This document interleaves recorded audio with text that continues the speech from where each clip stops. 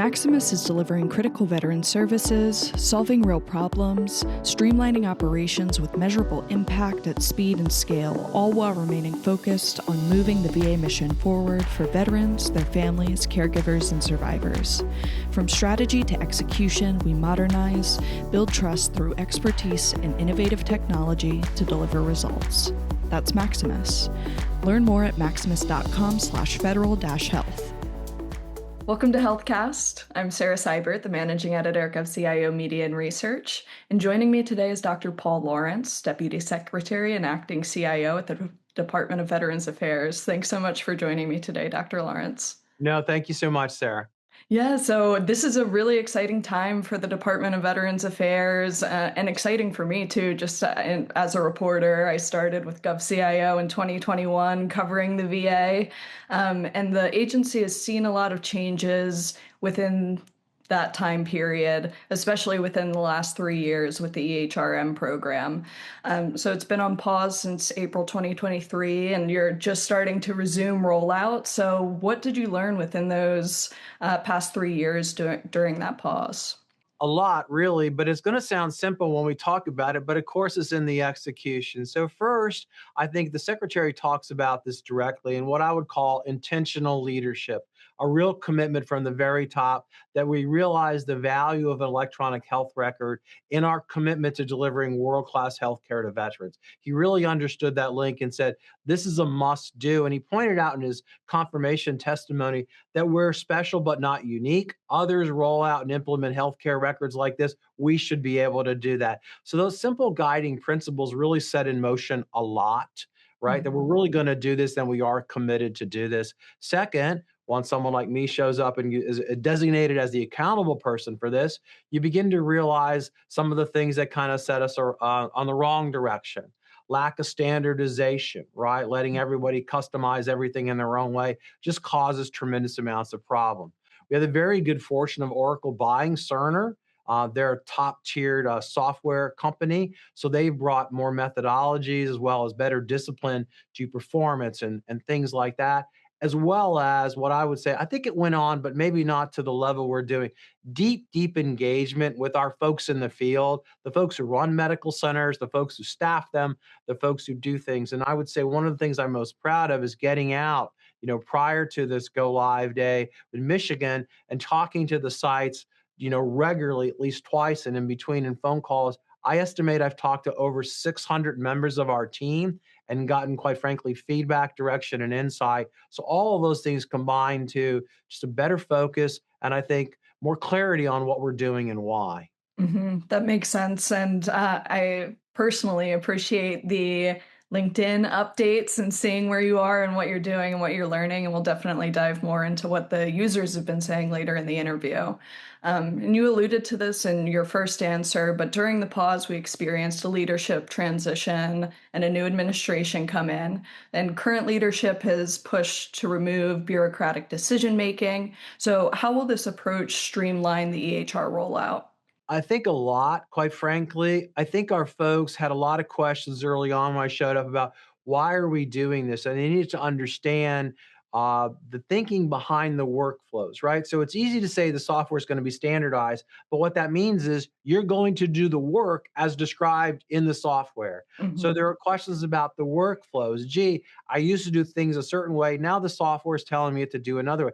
Tell me why that is. Tell me that it's safe. Tell me what's going on. So without having a lot of bureaucracy, we were able to convene groups, communities of practice, to have those conversations, to designate people as champions, to explain this to everybody so they could say, you have a real voice, perhaps through your representatives in input into what's going on. This is not some amorphous group doing it to you. We're working with you to make certain you understand it. Now, having said that, understanding is one thing, resisting change is another. So we also use the same groups to say, come on, I know you're used to the button in the lower left. Now it's in the upper right. It's okay.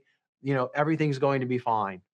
Right. And to have some of those champions and have that leadership in place, you added senior advisors to inform some of the key aspects of the program, like software development and field adoption. So, what areas of improvement have they identified, and how are you integrating feedback when you resume rollout?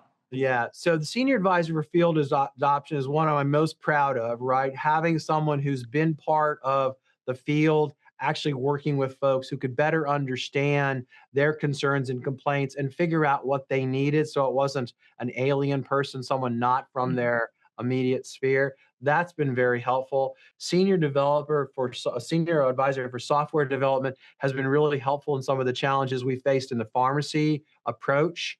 A senior advisor for informatics has been great in providing broader understanding about how standardization plays our way into how we purchase things that have to connect to the Oracle Cerner software. Senior advisor for change management, you just can't have enough of those folks around. And latest one is a senior advisor for business results. Gee, what are we going to say we got for $37 billion, and let's approach that problem like a business would, so we can describe those results.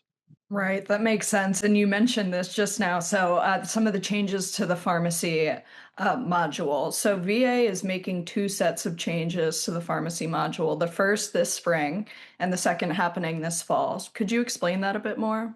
Yeah, this is something I'm most proud of in terms of all the things we've done, because perhaps you remember from your history as you described some of the challenges with the pharmacy module. And so when I showed up, the pharmacy module just wasn't working for our pharmacists. And I really wanted to understand this because there was a lot of just, hey, this is requiring more clicks, more copy and pasting, and it's not as really as exciting as what we experience in CPRS. So part of what I did was spend an awful lot of time going into pharmacies when I'd go out and visit folks and having them fill a prescription in front of me and let me see what they experience. And sure enough, in CPRs, you could fill a prescription really fast. It's Mhm. very much a workflow driven thing. Now, the problem was, of course, a lot of the back engine stuff didn't hook up and it wasn't as great as it seemed. But to a pharmacist, I understood it. So, what we did was convene a group and say, listen, based on the feedback and the general unhappiness, what can we do? What can we do to improve the present Oracle Cerner pharmacy module? So we got our pharmacists, their pharmacists, everybody, and we said, all right, I know we tried this before, twice if I remember this, and both times we came up short. Why don't we not do that? Let's figure out some things we can do. So we estimated there were 17 changes. Seven went in before Michigan. So they actually went in February of this year, as planned, without defects, and pretty much seamlessly applied.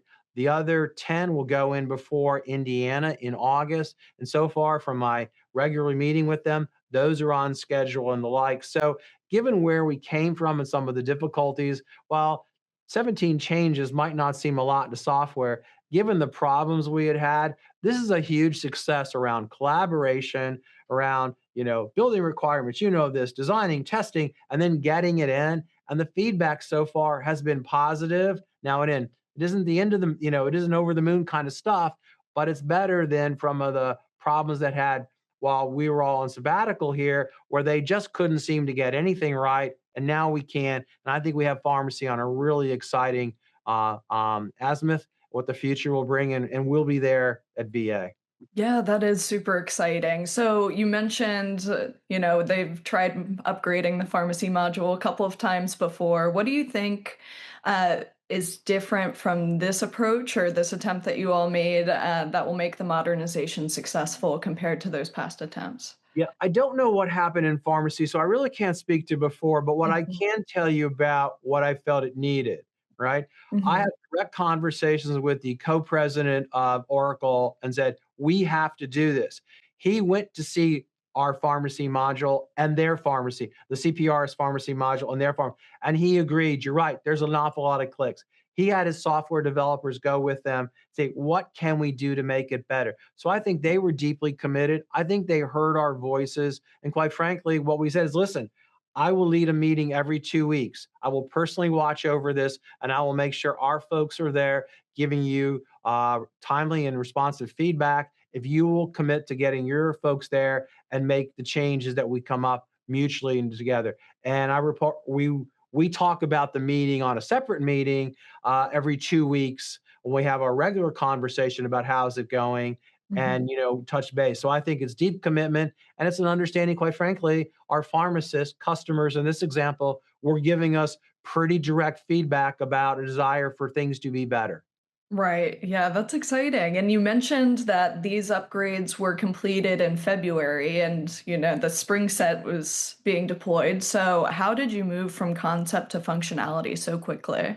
Basically, we had the pharmacists get together and talk Hmm. about what's not working. They have a community of practice. They quickly got them engaged and said, if you could make some changes, what would you do? List them Hmm. all out.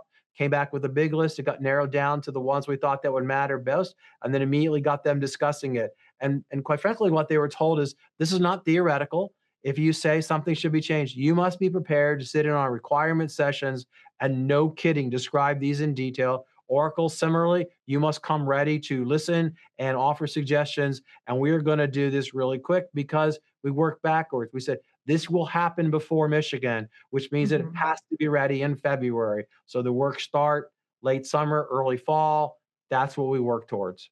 That's amazing. And as you continue to upgrade and modernize and begin the rollout, how are you taking some of these lesson learns from these wins, like the pharmacy module, to drive the future success of EHRM? Yeah.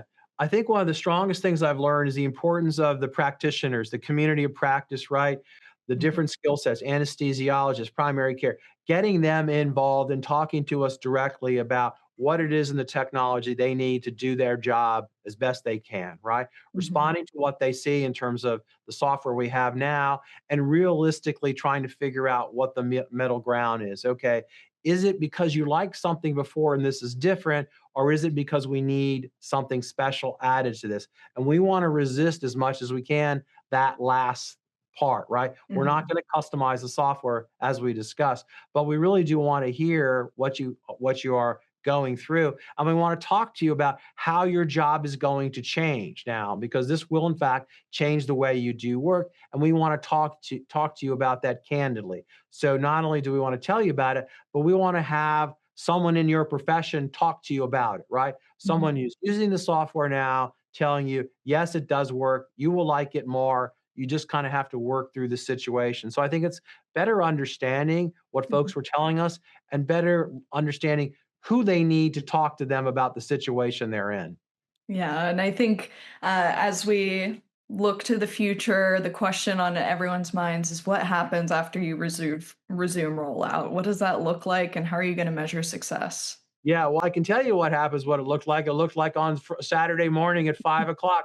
You turn it on, it works. People sit in front of it and they say, this is so much better. There is only one screen. I'm clicking less. It's much more intuitive. And I have lots of help here at my elbow to take me through it. That's Mhm. the report from Saginaw at 8 o'clock in the morning.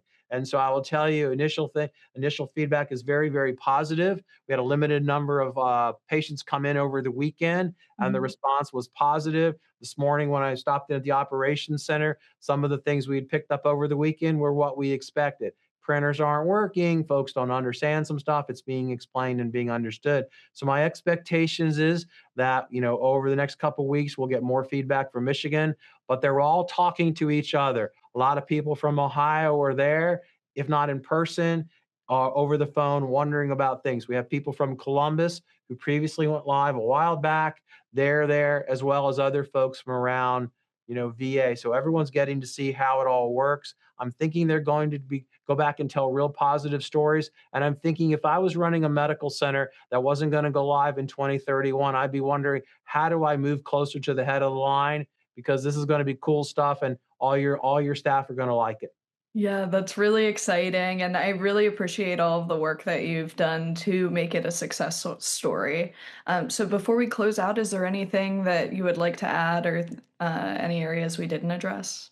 No, it's really you've been very thorough, given your history, really thorough. And I guess what I would point out is, we have an awesome team at VA. Mhm. That's what I saw this weekend when I was in Michigan.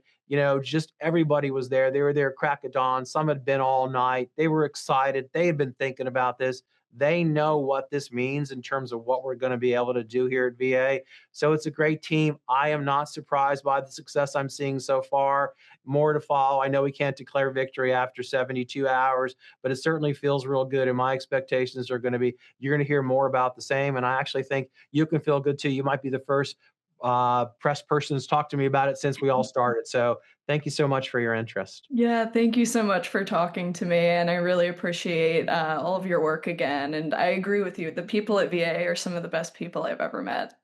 So I'm looking forward to this for them too. So thank you for taking the time to chat. Yeah, ask me back when we're at the end of the 26 rollout so I can talk to you about all the sites. Okay, I totally will. Thank you so much, Dr. Lawrence. All right. Thank you, Sarah. Have a good one.